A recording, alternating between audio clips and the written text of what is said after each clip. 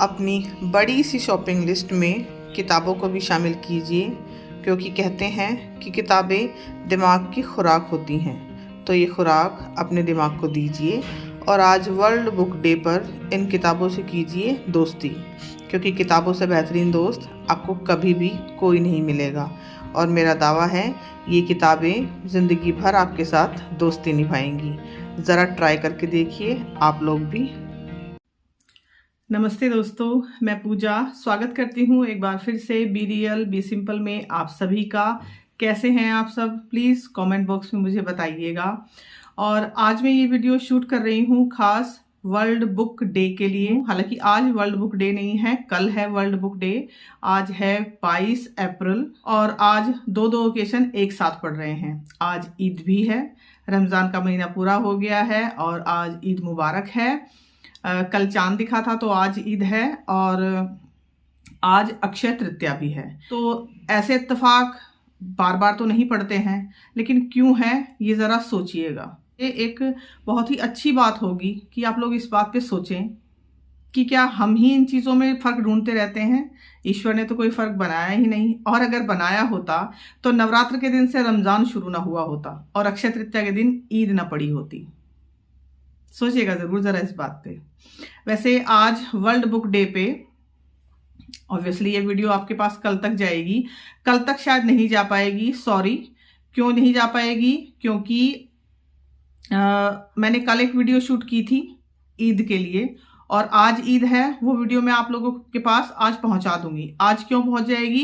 क्योंकि आज हमारा नेट ठीक ठाक चल रहा है, वाईफाई का कनेक्शन नेट ठीक ठाक चल रहा है। लेकिन आज ही जो वाईफाई वाले अंकल आते हैं, जो मतलब जिन्होंने वाईफाई लगाया था, वो बोल के गए हैं कि उन्हें कुछ काम करना है और शायद आज या कल दोपहर तक नेट ना चल पाए।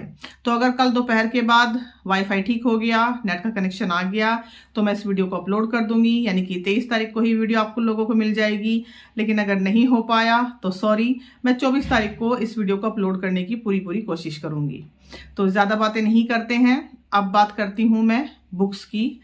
तो सबसे पहले तो आप लोग ये बताइए, जैसे मैं अपनी वीडियोस में बताती भी रहती हूँ, एक दो बार मैंने पहले भी बताया है, अगर आप लोगों ने मेरी वीडियोस देखी हो, कि मुझे बुक्स पढ़ना बहुत अच्छा लगता है। बहुत सारी बुक्स हैं भी मेरे पास, हालांकि ढेर सारी नहीं है लेकिन बहुत सारी हैं। तो आप लोगों में से किस किस को बुक्स पढ़ना पसंद है? और सिर्फ पढ़ना नहीं, उनसे कुछ सीखना। आजकल जितना भी तनाव हो गया है लोगों में, कि बहुत ज़्यादा स्ट्रेस रहता है, बहुत ज़्यादा परेशान रहते हैं, और हम हर चीज़ का हल कहाँ ढूंढते हैं? मोबाइल में, यूट्यूब पर। हालांकि आप कहोगे कि आप भी तो यूट्यूब पे ही काम कर रहे हो। जी हाँ, मैं यूट्यूब पे काम कर रही हूँ, क्योंकि यूट्यूब एक माध्यम है आप लोगों तक पहुँचने का। जाहिर सी बात है, मैं किताबों के जरिए तो शायद आप लोगों तक नहीं पहुँच पाऊंगी, तो यूट्यूब के जरिए ही, और यूट्यूब मोबाइल में ही चलेगा, तो इसलिए मोबाइल का इस्तेमाल करना होता है। लेकिन कब और कितना करना होता है ये मेरे ऊपर है और सभी के ऊपर होता है।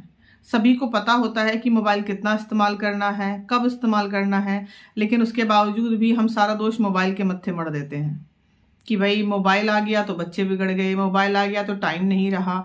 मोबाइल हमें खुद तो नहीं कहता ना कि आइए और मुझे अपने हाथ में लीजिए और बस आप इंस्टाग्राम पे रील स्क्रॉल करते रहिए या यूट्यूब पे वीडियो स्क्रॉल करते रहिए। जिस तरह से हर चीज़ के अच्छे और बुरे पॉइंट्स होते हैं, इसी तरह मोबाइल के भी हैं।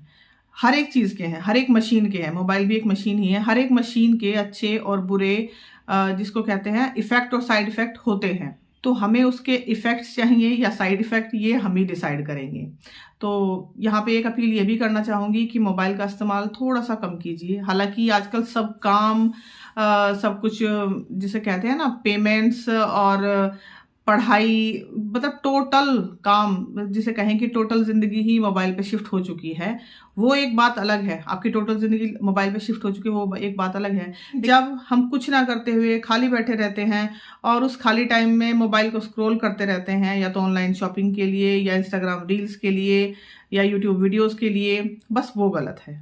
उस टाइम का इस्तेमाल कीजिए किताबें पढ़ने के लिए। सब कहते हैं ना कि किताबें पढ़ने के लिए टाइम नहीं मिलता। टाइम होता है, हम लोग निकालते नहीं हैं। मैं भी पहले ऐसे ही सोचती थी कि नहीं टाइम मिलेगा। इसी वजह से मैं किताबें पसंद करने के बावजूद भी, मतलब इतना ज़्यादा मैं किताबों को पसंद करती हूँ, इतनी ज़्यादा शौकीन हूँ, उसके बावजूद भी मैं खरीदती नहीं थी। क्यों? क्योंकि मैं सोचती थी कि टाइम ही नहीं मिल पाएगा। लेकिन मैं गलत थी वहाँ पे, मेरा फंडा गलत था। मैंने खरीदी ही नहीं। तो अगर मेरे पास टाइम होता भी था तो मैं अपना टाइम कहाँ पे लगाती थी, या तो मोबाइल पे, या आराम करने में, या फिर किसी और काम में। तो जब मेरे पास किताबें होंगी ही नहीं तो मैं टाइम निकालूंगी कहाँ से और पढ़ूंगी कहाँ से। टाइम मिल भी गया तो मैं पढ़ूंगी कहाँ से। तो इसलिए इस साल, मतलब पिछले करीब 1.5 साल से, अभी हाँ अप्रैल चल रहा है, ये अप्रैल चल रहा है, तो 2022 के शुरू से मैंने एक बात निश्चित की थी अपने लिए कि मैं किताबें मंगाऊंगी, एक एक करके ही मंगाऊंगी भले ही, और जब वो किताबें मेरे पास होंगी तो मैं पढ़ने के लिए भी उन्हें टाइम निकालूंगी। जैसे ही मुझे 15 मिनट या आधे घंटे का टाइम मिलेगा, तो जब किताब मेरे घर में होंगी तो मैं टाइम निकालूंगी। अच्छा, सबसे बड़ी बात, अब कुछ लोग कहेंगे कि भाई हमारे पास तो इतना बजट ही नहीं है। तो देखिए, यहाँ पर भी मैं आप लोगों को टोकना चाहूंगी कि मैं जो किताबें आपको दिखाऊंगी, या ज़्यादातर किताबें मेरे पास जो भी किताबें हैं, ज़्यादातर पेपर बैक एडिशन है। पेपर बैक यानी कि उनका पेपर थोड़ा सा, जिसको कहते हैं ना, कम क्वालिटी का होता है। लेकिन पेपर कम क्वालिटी का होने से किताबों के अंदर जो लिखा है वो नहीं बदल जाता। आपको ज़रूरी नहीं है कि उसका फ्रेश एडिशन ही मंगाना है, आप उसका पेपर बैक एडिशन भी मंगा सकते हैं, जो कि जाहिर तौर पर थोड़ा सस्ता होता है। तो हमें किताबों के अंदर लिखी हुई बातें पढ़नी है, ना कि उस कागज़ को टटोल के देखना है कि ये कैसा है, मोटा है या बारीक है। तो हमें मेन मकसद है उन किताबों के भीतर लिखी हुई बातों को पढ़ना और उन्हें अपनी लाइफ में उतारना। सारी बातें ना सही, कम से कम कुछ बातें। तो देखिए, हम लोग, जैसे मैंने अभी वाईफाई का आपसे जिक्र किया, तो लगभग सभी के घरों में आजकल वाईफाई है। नेट का हम रिचार्ज कराते हैं, वाईफाई नहीं है तो मोबाइल में नेट का रिचार्ज कराते हैं।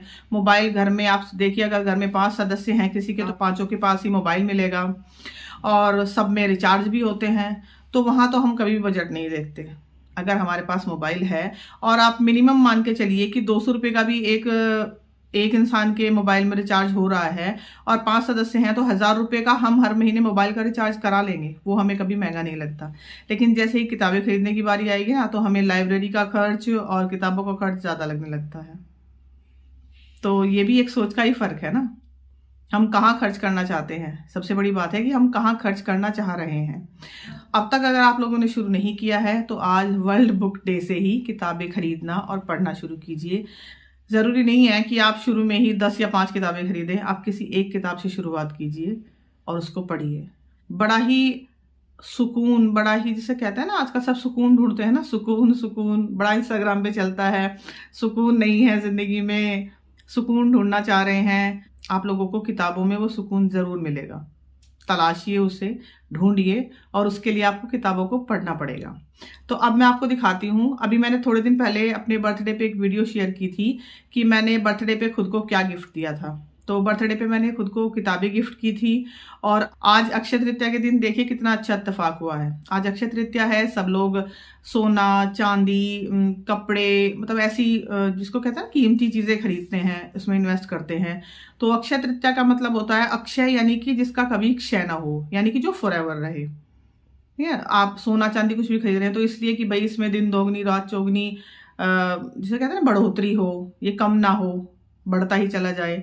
तो अक्षय तृतीया के दिन, हालांकि मैंने ऑर्डर पहले से की हुई थी, लेकिन अक्षय तृतीया के दिन मुझे मेरी 3 किताबें मिली।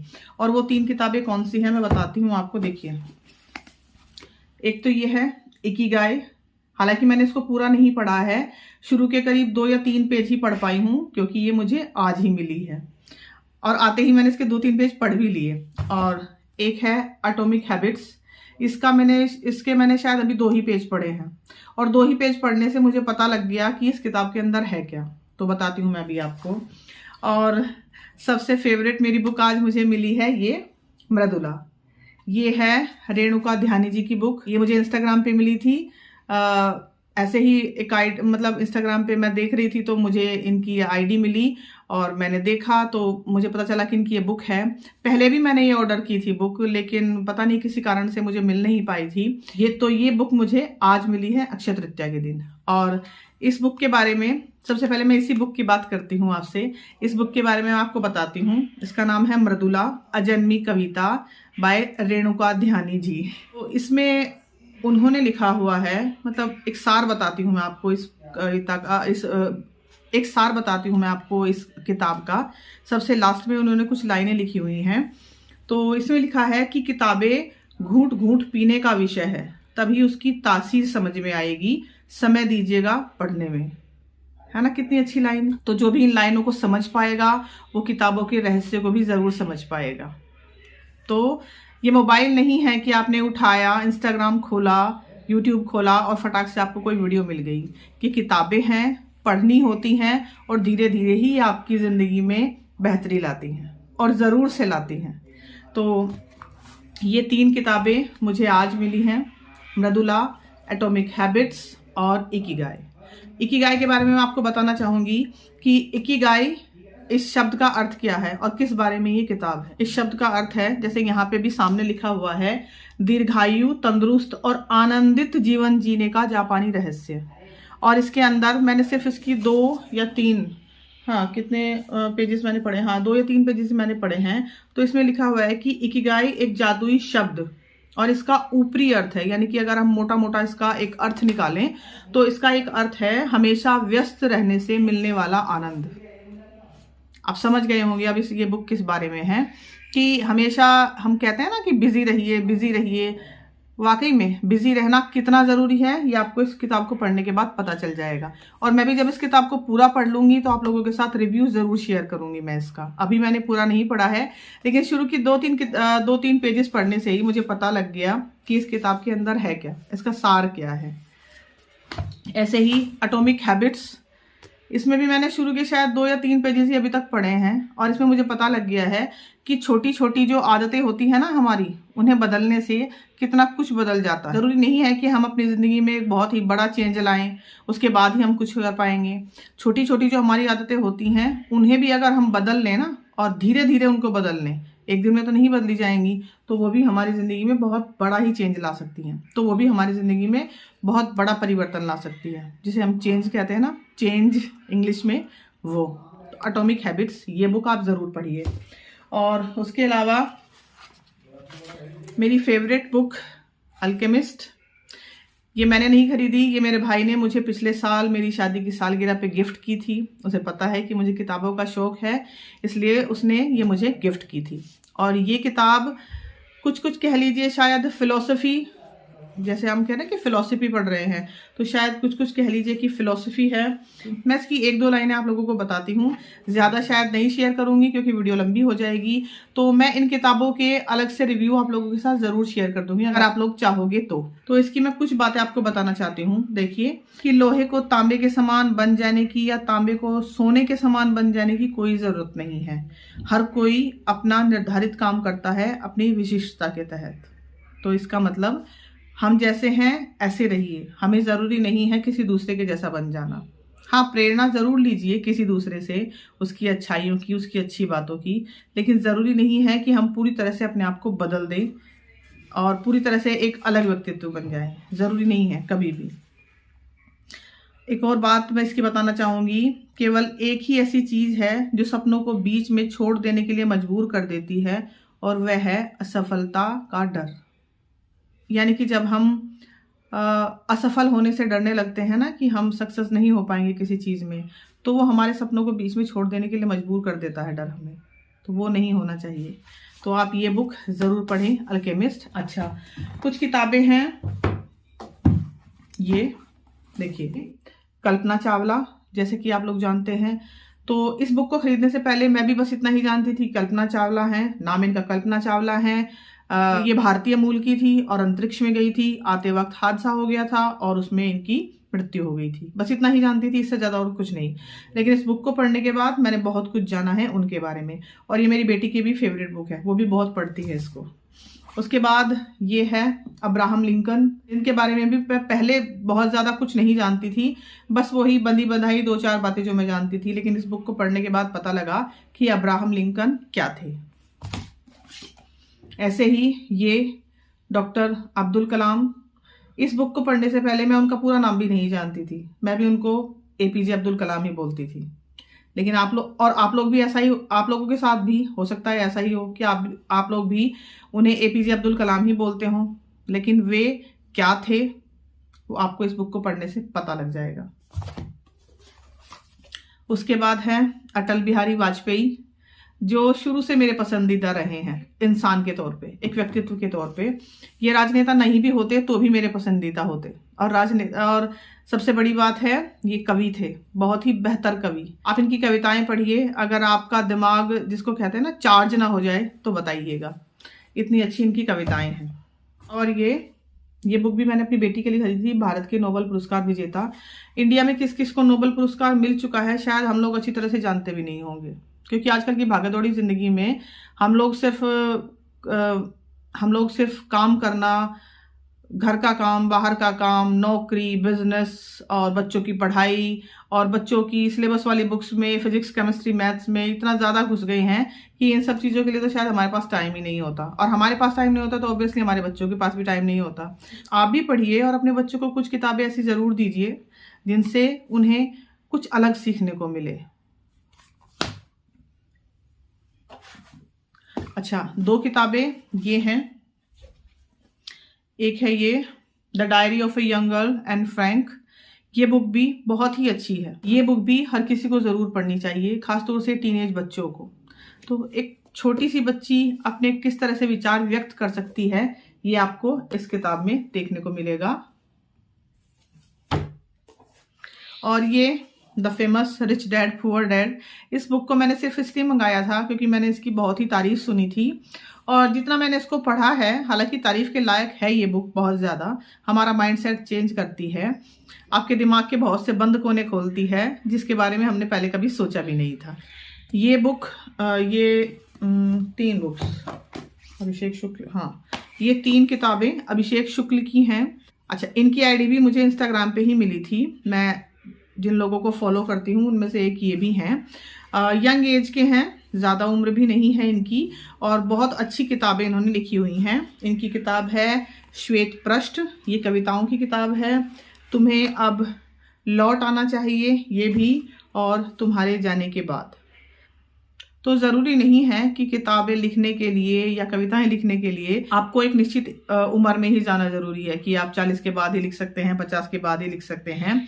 एक युवा भी बहुत अच्छी कविताएं लिख सकता है, बहुत अच्छा साहित्य लिख सकता है, वो आपको इन तीनों किताबों को पढ़ने के बाद पता लग जाएगा। अभिषेक शुक्ल की किताबें हैं ये, और इंस्टाग्राम पे इनकी आईडी भी है। और एक है ये दिव्य प्रकाश दुबे, इनकी किताब है अक्टूबर जंक्शन। ये भी एक बहुत ही बेहतरीन किताब है। इसका पता भी मुझे इंस्टाग्राम के जरिए ही लगा था, क्योंकि जिन जिन लोगों को मैं फॉलो करती हूँ उनकी बुक्स आती रहती, तो इस तरह से ये किताब भी मुझे इंस्टाग्राम पे ही मिली थी, अक्टूबर जंक्शन। पढ़िएगा ज़रूर, बहुत अच्छी किताब है। इसमें कविताएं नहीं हैं, लेकिन इसमें आपको कहानियां मिलेंगी। कहानी या कहानियां, ये आपको इसको पढ़ने के बाद ही पता लगेगी। और उसके बाद है ये कॉलिंग सहमत, मेरी one of the favourite book बन चुकी है ये। इस पे जैसे मैंने पहले भी बताया था, राजी फिल्म बनी थी जिसमें आलिया भट्ट ने काम किया था, और उस फिल्म को देखने के बाद ही मुझे पता लगा था कि सहमत नाम की कोई लड़की भी थी, एक 19 या 20 साल की लड़की, जिसने अपनी पूरी लाइफ देश के लिए दे दी, और उसके बारे में ज़्यादा लोग जानते भी नहीं थे। मैं भी नहीं जानती थी उस फिल्म के आने से पहले, और शायद उस फिल्म के आने के बाद भी कुछ ज़्यादा लोग जानते नहीं होंगे, क्योंकि लोगों ने फिल्म देखी और बस अच्छा लगा उनको। फिल्म हालांकि बहुत अच्छी थी, लेकिन बहुत ही कम लोगों को पता था कि फिल्म जो थी इस बुक पे आधारित थी। हरिंदर सिक्का की बुक है ये, कॉलिंग सहमत।